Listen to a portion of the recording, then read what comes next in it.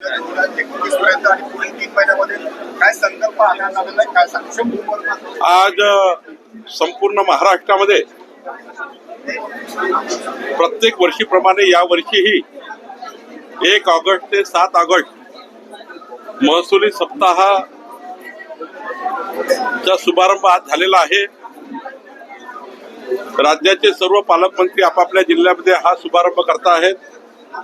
मी आज नागपूर जिल्ह्यात केला, आता भंडारा जिल्ह्यात जातो आहे.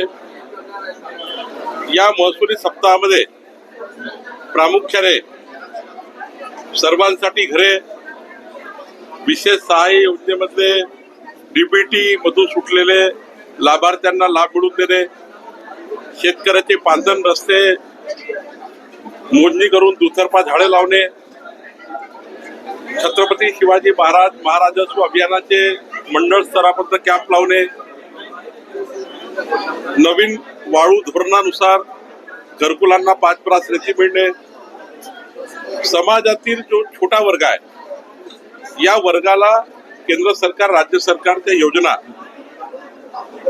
घरपोच मिळण्याकरता हे 7 दिवसाचं महसुली अभियान आहे.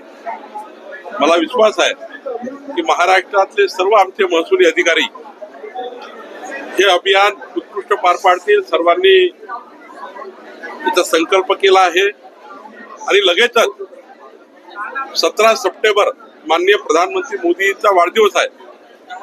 राष्ट्रनेता प्रधानमंत्री मोदीजी यांच्या वाढदिवसानिमित्त आणि तेव्हापासून राष्ट्रपिता महात्मा गांधी 2 ऑक्टोबर जयंती या दिवसापर्यंत एक 15 दिवसाचा आम्ही राष्ट्रनेताचा जन्मदिवस आणि राष्ट्रपिताचा जन्मदिवस असा त्या ठिकाणी अभियान करतो आहे. त्याची तयारी आम्ही केलेली आहे.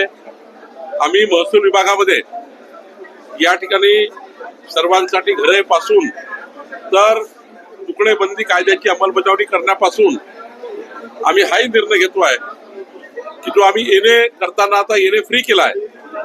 येणे फ्री करताना जी सनद लागतं ती सनद सुद्धा आता रद्द करण्याचा निर्णय आम्ही करतो आहे, जेणेकरून जनतेला हेलपाटा मारावा लागणार नाही. सोबतच आम्ही नायब तहसीलदार ते मंत्री कार्यालय या कार्यालयामध्ये जवळपास शेकडो केसेस पेंडिंग आहे, हजारो केसेस पेंडिंग आहे. महसूल मंत्री कार्यालयात सुद्धा 13,000 केसेस पेंडिंग आहे. जनता ही पायपीट करतं. त्यामुळे या केसेस संपवणे, संपूर्ण जेवढ्या काही आमच्या महसुली अधिकाऱ्याकडे फाशी जुडिशियल केसेस आहे त्या संपवणे असं या अभियानाचं महत्व आहे. आज आम्ही काही पट्टे वाटप केले.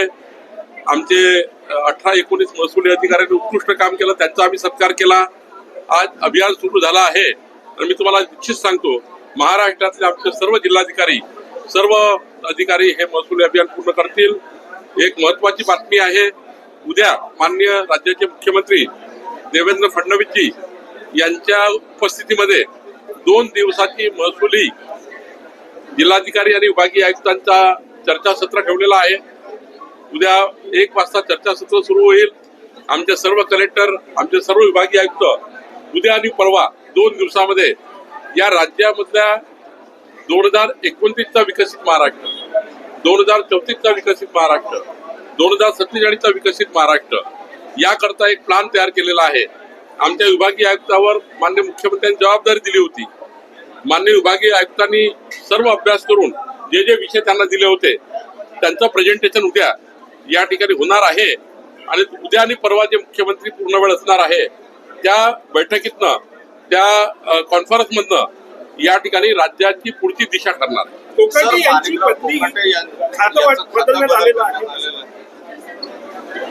माननीय मुख्यमंत्री देवेंद्र फडणवीसजी, माननीय अजितदादा, माननीय एकनाथ शिंदेजी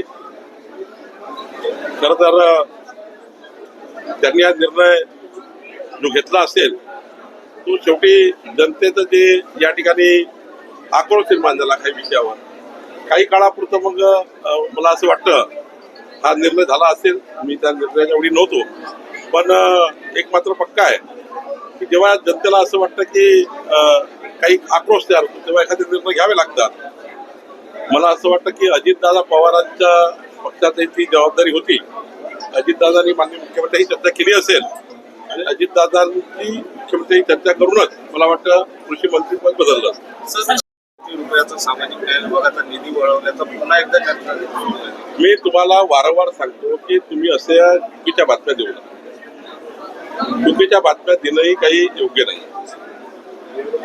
लाडक्या बहिणीची योजना जी आहे, मागासवर्गीय समाजामधल्याही महिला लाडक्या बहिणी, शेड्यूल ट्राईब मधल्याही महिला लाडक्या बहिणी. मग शेड्यूल ट्राईब मधल्या महिलांना शेड्यूल ट्राईब मधला फंड गेला, सामाजिक न्याय मधल्या महिलांना सामाजिक न्यायाचा फंड गेला. त्यात काय वावग वेगळा आहे? शेवटी सामाजिक न्यायाचा पैसा समजा ओबीसी करता वापरला असता, सामाजिक न्यायाचा पैसा ओपन कॅटेगरी करता वापरला असता तर अन्याय झाला असता.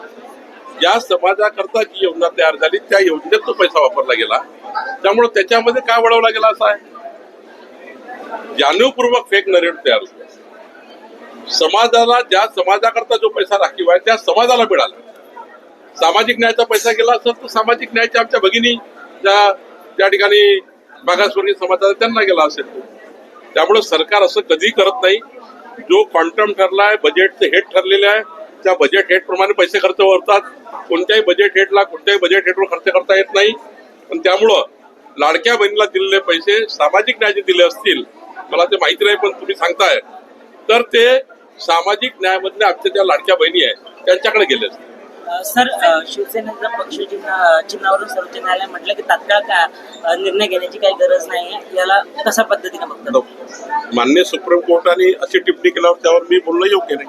साहेब, एक होतं सिद्धी समाजाचा विषय होता. 5 लाख लोकांना आपण ऐतिहासिक निर्णय झाला, 75 वर्षापासून झालं नव्हतं. काय होतं? मी माननीय देवेंद्र फडणवीसजी आमचे मुख्यमंत्री यांचा आभार मानतो, त्यांचं अभिनंदन करतो. त्यांनी मला सूचना दिली होती की महाराष्ट्रामध्ये 5 लक्ष परिवार असे आहे की जे सिंधी समाजाचे आहे, जे विस्थापित झाले आहेत. देशाच्या फाळणीनंतर या राज्यामध्ये जवळपास 35 वस्ती अशा आहेत, जरीपटकासारख्या उल्हासनगर पर्यंत, ज्या वस्त्या फाळणीपासून बसलेल्या आहेत, पण त्यांचे स्वामित्व त्यांना मिळालं नाही, पट्टे मिळाले नाही. आता जो काल निर्णय घेतलेला आहे आणि आज महसुली दिनानिमित्त आम्ही या निर्णयाचं प्रणय फुकेजी भंडाऱ्यामध्ये करतात, या